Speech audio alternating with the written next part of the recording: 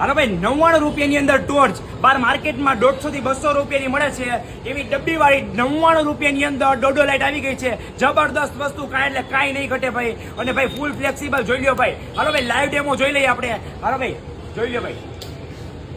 કાયદેસર એક નંબર ભાઈ મોટો રાખવો હોય તો પ્રકાશ મોટો રહે અને નાનો રાખવો હોય તો નાનો રહે એવો જોરદાર ફૂલ ફ્લેક્સિબલ અને આ ભાઈ લબક જબક પણ થશે આ ટોર્ચ ની અંદર અહીંયા સાઈડમાં પણ લાઈટ આવશે એલઈડી જોરદાર વસ્તુ ભાઈ બંધ કરો લાઈટ એટલે ખ્યાલ આવે